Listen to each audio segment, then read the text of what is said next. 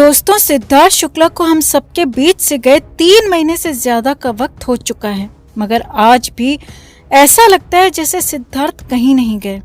सिद्धार्थ की मौत के बाद अब शहनाज की जिंदगी धीरे धीरे ट्रैक पर आने लगी है, मगर उनकी आंखों की उदासी अभी तक नहीं गई। सिद्धार्थ की मां तो बेटे के जाने के बाद एक बार भी घर से बाहर नहीं निकली। इसी तरह सिद्धार्थ के फ्रेंड्स और फैंस हमेशा सिद्धार्थ को याद करते रहते हैं, खास तौर पर तब जब 12 दिसंबर का दिन हो। सिद्धार्थ अपना जन्मदिन बहुत जोरों शोरों से मनाते थे, मगर इस बार सिद्धार्थ के घर में सन्नाटा पसरा रहा। घर वालों की और सिद्धार्थ के फैंस की आंखें नम रहीं, क्योंकि सिद्धार्थ पहली बार अपने जन्मदिन पर नहीं थे और बिना सिद्धार्थ के उनकी मां और बहनें और खासकर शहनाज की जिंदगी में किसी भी तरह की रौनक अब नहीं बची है।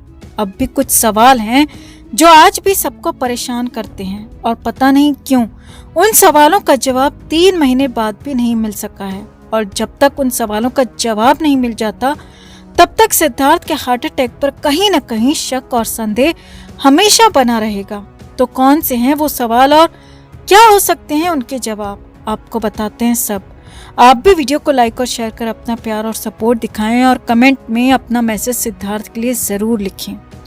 तो सिद्धार्थ के जन्मदिन पर उन्हें हर किसी ने याद किया। बिग बॉस में स्क्रीन शेयर करने वाली आरती सिंह ने लिखा, वो एक 1 मैन आर्मी और एक मजेदार लड़का था। वो हमेशा से एक हैप्पी सोल था और मैं अब भी उसके बारे में सोचती हूँ। हम अच्छे दोस्त थे, लेकिन मैं उससे ज्यादा टच में नहीं रह सकी। ये अभी भी मेरे लिए एक बुरे सपने जैसा है।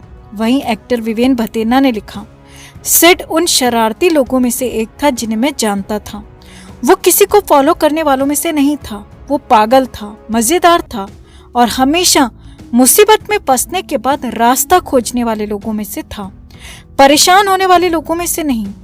वहीं टीवी अभिनेता अभिनव शुक्ला ने लिखा, सिद्धार्थ एक अजीबोगरीब और फुर्तीला लड़का था।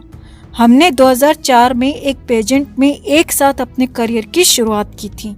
उस वक्त उन्होंने कुछ ऐसा कहा था कि लाइफ को ऐसे जियो जैसे कि ये तुम्हारा आखिरी दिन हो, क्योंकि एक दिन तुम सही होगे। वास्तव में उन्होंने अपनी लाइफ को एक राजा की तरह जिया। मैं उन्हें आज भी बहुत याद करता हूँ। वहीं एक्ट्रेस शेफाली जरीवाल ने लिखा, सिद्धार्थ इस हद तक हंसी मजाक करता था कि आपको पता ही नहीं होगा कि वो कब आपकी टांग खींच रहा है और कब आपकी तारीफ कर रहा है। वो कभी भी पार्टी में जाने से मना नहीं करता था। एक बार तो वो सर्द रात में बाइक पर मुझसे मिलने के लिए कई किलोमीटर दूर तक चला गया, जो कि मैं कभी नहीं भूल पाऊंगी। मैं हमेशा सिद्धार्थ को याद करूंगी। अब सभी को स्टार्स और फैंस सिद्धार्थ को बहुत याद कर रहे हैं, मगर इन सब के बीच कुछ सवाल जिन पर शायद किसी भी को स्टार या दोस्त का ध्यान ही नहीं गया, और वो ये हैं दोस्तों कि 2 सितंबर के इस मनहूस दिन से पहले 1 सितंबर की शाम को सिद्धार्थ किसके साथ मीटिंग करने गए थे?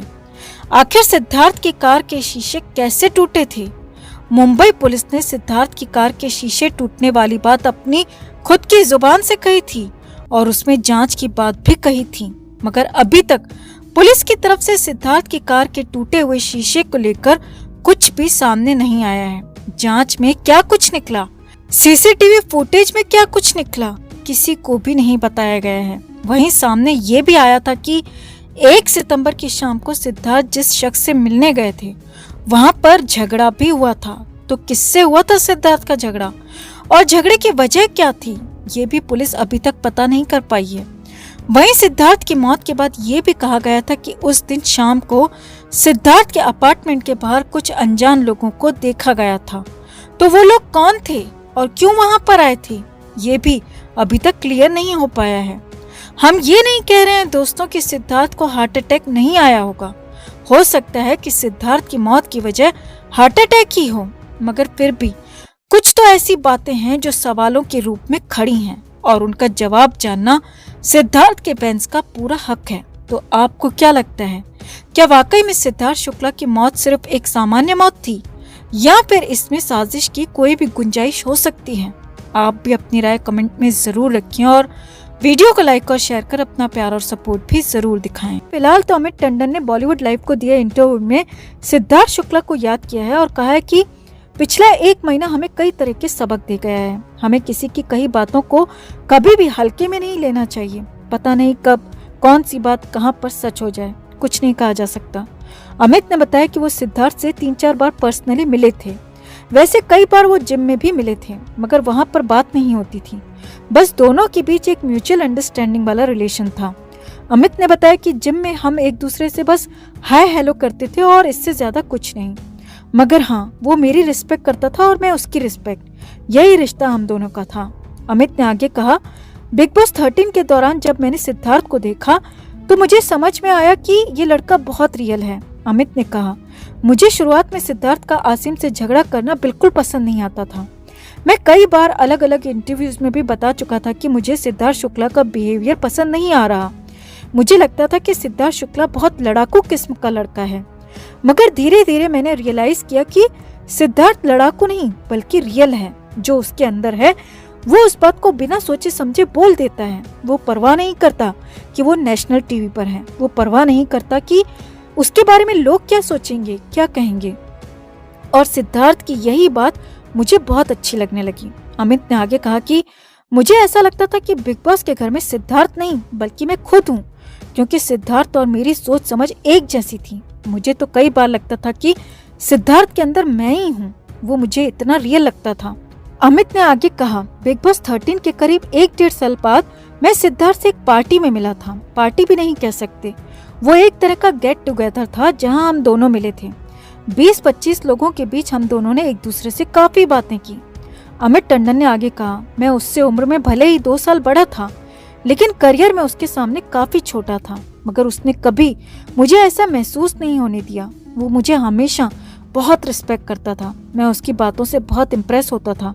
वो कहता था कि अगर कोई बार सेट करता है तो मैं उसे तोड़कर आगे निकलना पसंद करता हूँ।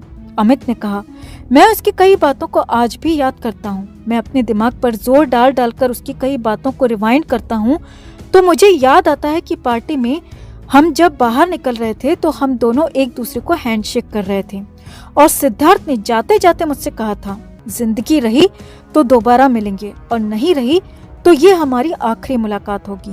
अमित ने कहा, मैं इस बात को याद कर आज भी बहुत भावुक हो जाता हूँ। मैं उसकी बात का मतलब आज से 1 महीने पहले समझ पाया जब मुझे सिद्धार्थ की मौत की खबर मिली थी। मैं सोचता हूँ कि जैसे कि सिद्धार्थ को पहले से पता था कि उसकी जिंदगी बहुत छोटी है और मैं ही बेवकूफ था जो उसकी कई बातों को समझ ही नहीं पाया, क्योंकि मुझे अच्छे से याद है कि उसने मुझसे कहा था, जिंदगी रही तो दोबारा मिलेंगे और नहीं रही तो ये हमारी आखिरी मुलाकात होगी। अमित ने कहा, पिछले साल सुशांत सिंह राजपूत और इस साल सिद्धार्थ शुक्ला, दोनों का जाना उनके करीबियों और चाहने वालों के लिए बेहद मुश्किल रहा है। दोनों की अचानक मौत ने हर किसी को हैरान कर दिया। अमित ने कहा, सिद्धार्थ की मौत के बाद समझ में आया कि वाकई में जिंदगी बहुत छोटी है, मगर जितनी भी है उसे ऐसे जीना चाहिए कि लोग आपको हमेशा याद करें। अमित ने आखिर में कहा, मैं फिर जोर देकर कहना चाहूंगा कि किसी की भी कही बात को हमें हल्के में नहीं लेना चाहिए, सीरियस लेना चाहिए। पता नहीं कब किसका कहा आखिरी हो जाए।